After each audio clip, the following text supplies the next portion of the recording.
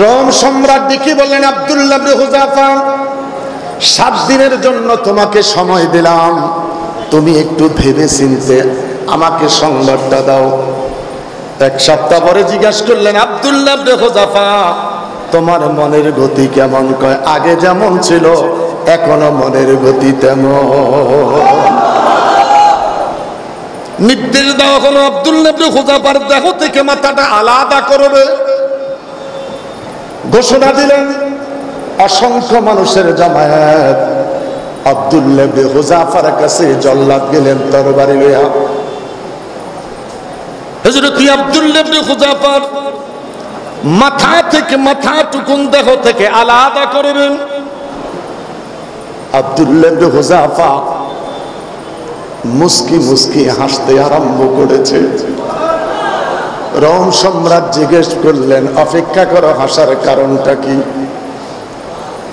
হযরত আব্দুল্লাহ ইবনে হুযাফাকে জিজ্ঞেস করলেন, কেন তুমি মুস্কি হাসলেন?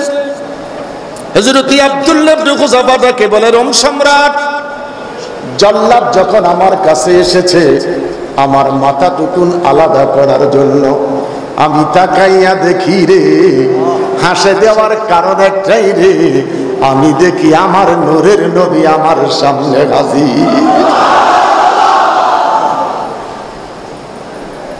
রোম সম্রাট ডেকে বললেন, অপেক্ষা করুন, 1 সপ্তাহের জন্য তাকে চিন্তিত অবস্থায় ছেড়ে দাও। 1 সপ্তাহ চিন্তার মধ্যে রেখে দিলেন। 2য় সপ্তাহ যখন আবার দাঁড় করে দিলেন, এবার হযরতে আব্দুল্লাহ ইবনে হুযাফা চোখের পানিগুলি ছেড়ে কান্না আরম্ভ করেছে। জিজ্ঞাসা করলেন, হুযাফা, সেদিন তুমি কেঁদেছিলেন, হেসেছিলেন, আজকে তুমি কান্না করতেছো, কারণটা কি? হযরতে আব্দুল্লাহ ইবনে হুযাফা ডেকে বলে, রোম সম্রাটের, সেদিন যখন জল্লাদ এসেছিল সেদিন দেখেছি আমার নবী মুস্কি মুস্কি হাসতেছে, আজকেও দেখি আমার নবী হাসতেছেন। আমার কান্নার একটাই মাত্র কারণ, একটাই মাত্র চোখের পানি ছেড়ে দেওয়ার ইচ্ছা রে। দেখে বললাম, মনিব, আমারে যদি তুমি 100টা জীবন দিতা, প্রতিটা জীবন আমি দ্বীনের জন্য শাহাদাত বরণ করতাম, আর 100 বার আমার নবীর দিদার আমার নসিব হয়ে যেত। সেই আবেশ সালমাদানের 37তম উরুসে ইমামের বাড়িতে এসেছি। আবেশ সালমাদানি শোয়া দেখে বলে, বাহাদুর দাঁড়িয়ে যাও। গাছতলা দরবার শরীফ আল্লামা খাজা আবু তাই রহমতুল্লাহ আলাইহি তিনাদের মতন ব্যক্তিরা হুজুর কেবলার পাশে বসা ছিলেন। দেখে বললেন, তোমরা বসে আছো, আর বসে থেকো না, দাঁড়িয়ে যাও, দাঁড়িয়ে যাও, আমার রাসূল আমাকে নেওয়ার জন্য এসেছে। 2টা হাত তুলে বলেন আল্লাহু আকবার, আরো বড় করে বলেন আল্লাহু আকবার, আরো বড় করে বলেন আল্লাহু আকবার। مولاي صل وسلم دائما ابدا على حبيبك আল্লাহ রাসূল পাইতে আমরা বায়াত হইলাম। বলো, আল্লাহ রাসূল পাইতে আমরা বায়াত হইলাম।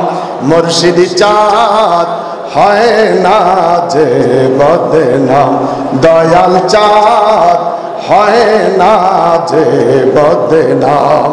2টা হাত উঁচু করে বলেন আল্লাহু আকবার, আরো বড় করে বলি আল্লাহু আকবার। আমার আপনার আমলের দ্বারা, কথার দ্বারা, কর্মের দ্বারা, চলার দ্বারা এই দরবারের এই মুর্শিদ কেবলার যেন কোনোদিন বদনাম না হয়। রাজি? হাত তোলেন। নারায়ে তাকবীর, আল্লাহু আকবার, নারায়ে রিসালাত, নারায়ে রিসালাত, বায়াতে রাসূল, বায়াতে খোদা, বায়াতে রাসূল, বায়াতে খোদা, বায়াতে রাসূল, বায়াতে খোদা। মুর্শিদ কেবলা বাহাদুর শাহ, হুজুর কেবলা বাহাদুর শাহ, औलाद रसूल बहादुर शाह, औलाद रसूल अल्लामा आबिद शाह রাদিয়াল্লাহু তাআলা তো ওই ব্যক্তি যিনি চট্টগ্রামের মতো দ্বীনি সুন্নিয়াতের প্রতিষ্ঠা জামিয়া আহমদিয়া মুখস্থ বুখারী পড়াইছেন। বড় করে বলেন আল্লাহু আকবার। চায়া চায়া পড়েন নাই, মুখস্থ যিনি বুখারী পড়াইলেন তিনি আবিদ শাহ মাদানী। এখানে বলবো আমাদের দ্বারা যারা দরবার কোনো বদনামি না হয়। হযরত আব্দুল্লাহ ইবনে হুযাফা সিরু ফিল আরদ 40 জনের একটা কাফেলা নিয়ে রোম সম্রাট প্রবেশ করলেন। রোম সম্রাট বাদশাহ দেখলেন, তিনার কাছে সংবাদ পৌঁছল 40 জনের একটা মুসলমানের কাফেলা আমাদের দেশে এসেছে। বললেন 40 জনকে জেলখানায় ঢুকিয়ে দাও। 40টা মুসলমানকে জেলখানায় ঢুকিয়ে দিলেন। রোম সম্রাট জিজ্ঞাসা করলেন ওদের দলপতি লিডারকে, প্রধানকে, ওকে ডাকো। জিজ্ঞাসা করলেন তোমাদের 40 জনের প্রধানকে? সবাই ডেকে বললেন হযরতে আব্দুল্লাহ ইবনে হুযাফা। সুবহানাল্লাহ বলেন। রোম সম্রাট ডেকে বললেন তোমারে টাকা দিব, গাড়ি দিব, বাড়ি দিব, নারী দিব, গাড়ি দিব, মুহাম্মদ সাল্লাল্লাহু আলাইহি ওয়াসাল্লামের ধর্মকর্ম ছেড়ে দাও। হযরত আব্দুল্লাহ ইবনে হুযাফা বলেন দুনিয়া দিতে পারো, নবী ছাড়ব না। আরো আসতে বলেন, আরো আসতে বলেন। আমার কথাগুলির সাথে আমার মহান মুর্শিদের সাথে দরবারের সাথে একটু মিলানোর চেষ্টা করবেন। যিনি জীবনের মায়া করে না, জিনার বাবা আবিদ শাহ মাদানী জীবনের মায়া করে নাই, সুন্নিয়াতের মায়া করেছে। লাশ গাছের লোভ না। হযরত আব্দুল্লাহ ইবনে হুযাফা ডেকে বললেন আমি দুনিয়া ছেড়ে দিতে পারি, রাসূল ছাড়ব না। রোম সম্রাট ডেকে বললেন আব্দুল্লাহ ইবনে হুযাফা 7 দিনের জন্য তোমাকে সময় দিলাম, তুমি একটু ভেবে চিন্তে আমাকে সংবাদটা দাও। 1 সপ্তাহ পরে জিজ্ঞাসা করলেন আব্দুল্লাহ ইবনে হুযাফা তোমার মনের গতি কেমন? কয় আগে যেমন ছিল এখনো মনের গতি তেমন। নির্দেশ দেওয়া হলো আব্দুল্লাহ ইবনে হুযাফার দেহ থেকে মাথাটা আলাদা করবে। ঘোষণা দিলেন অসংখ্য মানুষের জামায়াত আব্দুল্লাহ ইবনে হুযাফার কাছে জল্লাদ গেলেন তরবারি লইয়া। হযরত আব্দুল্লাহ ইবনে হুযাফার মাথা থেকে মাথাটুকুন দেহ থেকে আলাদা করবেন। আব্দুল্লাহ ইবনে হুযাফা মুস্কি মুস্কি হাসতে আরম্ভ করেছে। রোম সম্রাট জিজ্ঞেস করলেন অপেক্ষা করো, হাসার কারণটা কি? হযরত আব্দুল্লাহ ইবনে হুযাফাকে জিজ্ঞেস করলেন কেন তুমি মুস্কি হাসলেন? হযরত আব্দুল্লাহ ইবনে হুযাফা তাকে বলে রোম সম্রাট জল্লাদ যখন আমার কাছে এসেছে আমার মাথাটুকুন আলাদা করার জন্য, আমি তাকাইয়া দেখি রে হাসে দেওয়ার কারণ একটাই রে, আমি দেখি আমার নূরের নবী আমার সামনে হাজির। রোম সম্রাট ডেকে বললেন অপেক্ষা করুন। 1 সপ্তাহের জন্য তাকে চিন্তিত অবস্থায় ছেড়ে দাও। 1 সপ্তাহ চিন্তার মধ্যে রেখে দিলেন। 2য় সপ্তাহ যখন আবার দাঁড় করিয়ে দিলেন, এবার হযরতে আব্দুল্লাহ ইবনে হুযাফা চোখের পানিগুলি ছেড়ে কান্না আরম্ভ করেছে। জিজ্ঞাসা করলেন হুযাফা সেদিন তুমি কেঁদেছিলেন, হেসেছিলেন, আজকে তুমি কান্না করতেছো, কারণটা কি? হযরত আব্দুল্লাহ ইবনে হুযাফা ডেকে বলে, রোম সম্রাটের সেদিন যখন জল্লাদ এসেছিল সেদিন দেখেছি আমার নবী মুস্কি মুস্কি হাসতেছে, আজকেও দেখি আমার নবী হাসতেছেন। আমার কান্নার একটাই মাত্র কারণ, একটাই মাত্র চোখের পানি ছেড়ে দেওয়ার ইচ্ছা রে।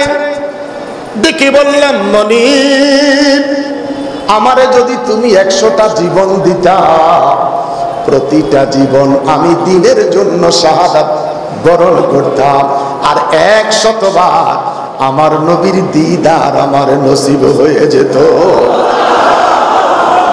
সেই আবেশ সালমাদানের 37তম উরুসে ইমামের বাড়িতে এসেছি। আবেশ সালমাদানি শোয়া দেখে বলে, বাহাদুর দাঁড়িয়ে যাও। গাছতলা দরবার শরীফ আল্লামা খাজা আবু তাই রহমাতুল্লাহ আলাইহি তিনাদের মতন ব্যক্তিরা হুজুর কেবলার পাশে বসা ছিলেন।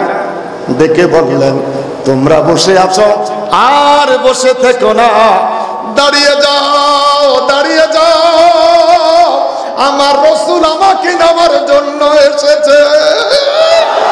দুটা হাত তুলে বলেন আল্লাহু আকবার, আরো বড় করে বলেন আল্লাহু আকবার, আরো বড় করে বলেন আল্লাহু আকবার।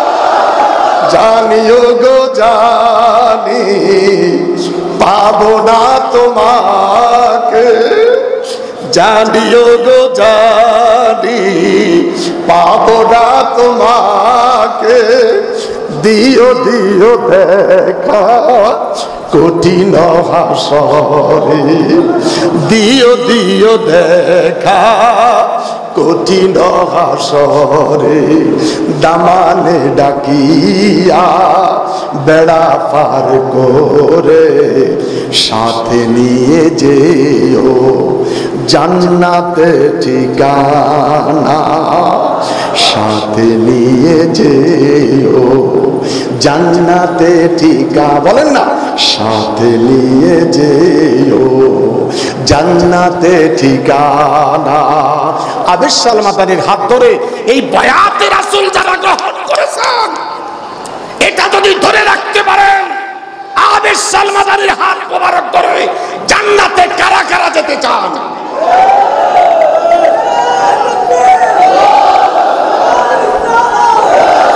বায়াতে রাসূল গ্রহণ করলে দেখা হয় নবীজির সাথে। আল্লাহু আকবার বলেন। ওরে বায়াতে রাসূল গ্রহণ করলে দেখা হয় নবীজির সাথে, ওরে যাইয়া দেখো হাকিকতে, ওরে যাইয়া দেখো হাকিকতে, আল্লাহ রাসূল এক জায়গায় ফাতাদাল্লা ফাকানা কাবা কাউসাইনে আও আদনা, আও আদনা, আও আদনা। তোমার তীরকে রাইখা দূরে, ওরে যাও যদি তুমি অন্যের কাছে। আল্লাহু আকবার, বড় করে বলেন আল্লাহু আকবার।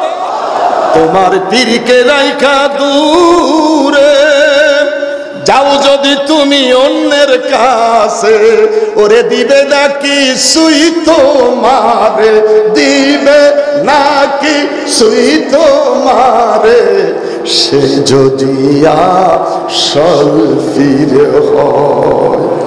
আল্লাহু আকবার, বড় করে বলেন আল্লাহু আকবার। আল্লাহ রাব্বুল আলামিন আমাদের সকলকে কবুল করো।